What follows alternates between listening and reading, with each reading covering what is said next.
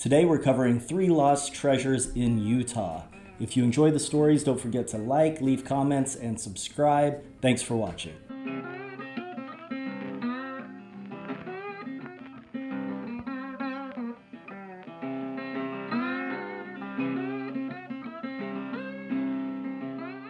On April 21st, 1897, a train from Salt Lake City rolled into Castle Gate, Utah. As the train rolled into town, the conductor blew the whistle, indicating that the payroll for all of the Pleasant Valley coal miners was on board. The Pleasant Valley Coal Company had discovered coal in this area about 10 years before and had basically started this town. This little town was basically just made up of these miners and their families, and they just had a little church and a school for the kids and a saloon. As the train rolled into town, they blew the whistle. All of the coal miners heard this and began coming and gathering around the Pleasant Valley station so they could collect their payroll. At the same time, there was a man in the saloon that also heard this whistle, and he knew what that meant too, because he had meticulously planned out how to rob that payroll. The town of Castlegate sat between Robber's Roost and Brown's Hole, 2 outlaw hideouts. The workers of the Denver and Rio Grande Train Company, as well as the Pleasant Valley Coal Company,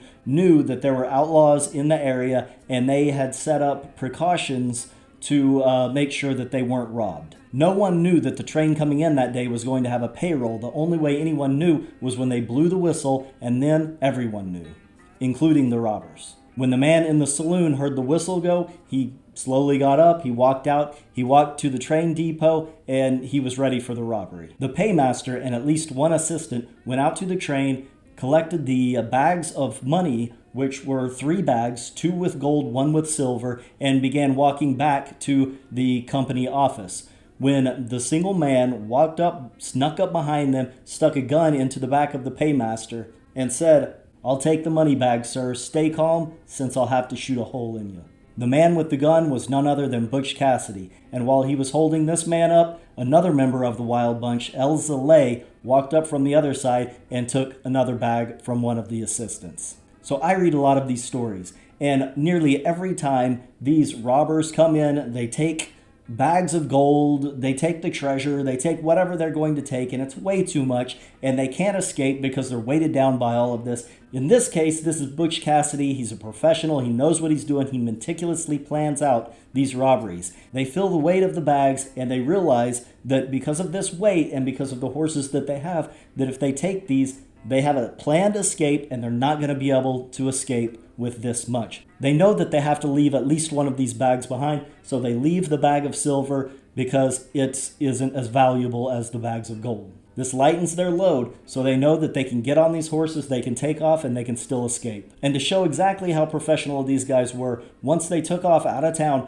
the paymaster and his assistants went back to try and call the local authorities using their telegraph machine, and the wires had been cut. They cut the wires before they even went and did the robbery. Either that or other members of the Wild Bunch were back there cutting the lines while they were robbing them. But this robbery was completely planned out. They weren't greedy. They got their money and they got out of town. But at the same time, these guys had just stolen $7,000 from all of these hard-working miners in this town. The miners were not happy about it. They hopped on their horses, took off out of town chasing them, but Butch Cassidy and Elza Lay had their escape route planned out. They got out of town, they got into the hills, they got into the mountains, and they made their escape. They made their escape with that $7,000, and nobody ever heard of that money again. It has never been found. Nobody knows where it went. Nobody knows if they buried it, if they spent it all. It's just gone.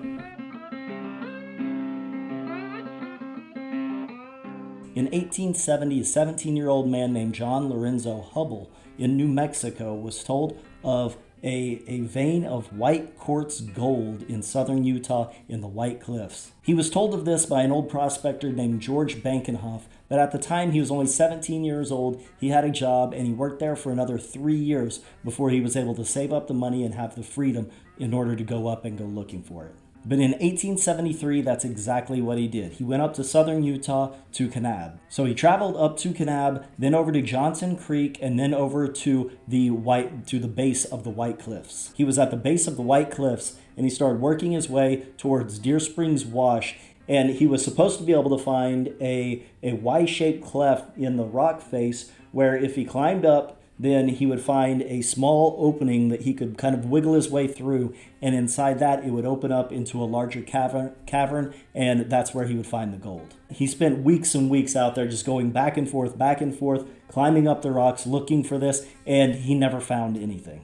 He went up north of Salt Lake City to a small town and was asking around that area, trying to find out if anybody knew about this treasure, if anybody had heard anything, but he ended up in a gunfight, and he also ended up getting run out of town, reportedly because of his Mexican heritage. So he ended up going back to his hometown in New Mexico. Over the course of the next 20 years, he would tell people about this treasure, and he even hired a few prospectors to go up there and try and find this. And the several people that went up there came back empty-handed. They didn't find anything until 1891. So in 1891, this was 20 years after he'd heard about it, 17 years after he had gone up himself and not found anything. He had pretty much given up hope until he ran into this guy, Warren Peters. This was a 61-year-old prospector who was very experienced and also very successful. So he told Peters about the treasure, and he was convinced. He thought it was a great treasure hunt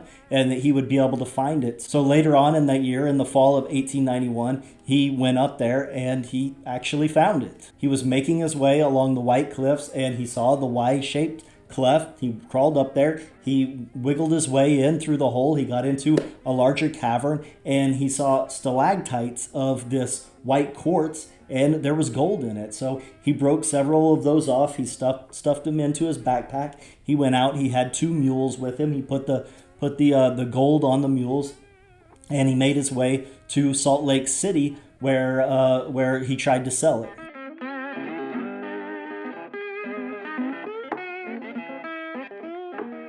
And he was able to sell it in Salt Lake City, but for some reason, to get his money, it had to be sent to Denver and then come back. So it was more than a month before he actually got the money back and before he got paid for it. But once he was paid, he had his money, and he was going to head back down south. He was going to make his way through there. He was going to stop by again, get some more, and take it down to Hubble and show him that he had found it. The problem was, when he got back down to the White Cliffs, he started looking, and he couldn't find it. And he spent several weeks, even months, down there looking for it. But winter was coming, and it's starting to get cold. It was starting to snow, and he knew he had to get out of there and get back down to New Mexico, back to Hubble. When he got back to Hubble, he told him that he had found it, but then he lost it. But he thinks that he can get back there again. So Hubble and Peters decide that after winter, when the spring came around, they would both go up there together. They would hire a couple Native American trackers. They would get up there and they would find it. So in 1892, that's what they did. They went up there and they started searching the White Cliffs for it, but they were almost immediately confronted by some ranchers who had some cattle out there that accused them of being cattle wranglers. They denied it. They said that they were prospectors. That's what they were up there doing. They knew of this spot where this gold was in the White Cliffs, and the cattle ranchers didn't buy it. They said, "You're cattle rustlers and you need to get out of here or there's going to be problems." So Hubble and Peters decided to stick it out. They stayed up there for a few more days. They moved their location around, and eventually these ranchers came back, and they ended up actually getting in a shootout, and Peters got shot in the leg. So Hubble and Peters decided at this point it wasn't worth their lives to try and find this because they weren't finding it anyway. So they went back to New Mexico. There's a lot of speculation about this. People say that this rancher blew up the mine. He found it, took the gold, or blew it up, covered it up somehow because he didn't want people coming in. No one has ever reported finding any of this gold or finding anything there. So most likely, if that gold was ever there in the first place, it's still there.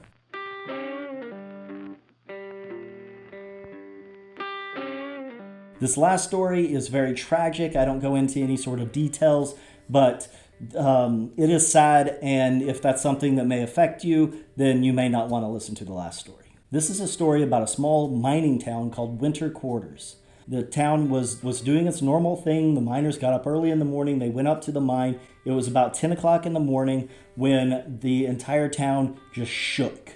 And at first, nobody really knew what it was, but then it was quickly realized that something had happened at the mine. This was a Pleasant Valley Mining Company town, so the whole town was based around coal mining. Pretty much everyone that was there were the coal miners and their families, and all of the coal miners were up at the mine when this thing happened, so everyone that was left was their families.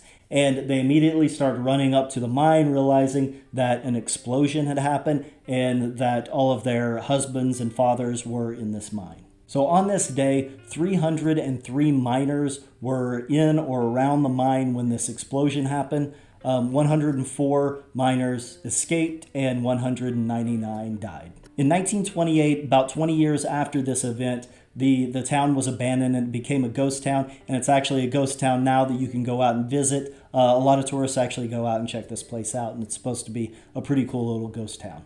But it was well known at the time that the Pleasant Valley Coal Company paid their employees with gold and silver.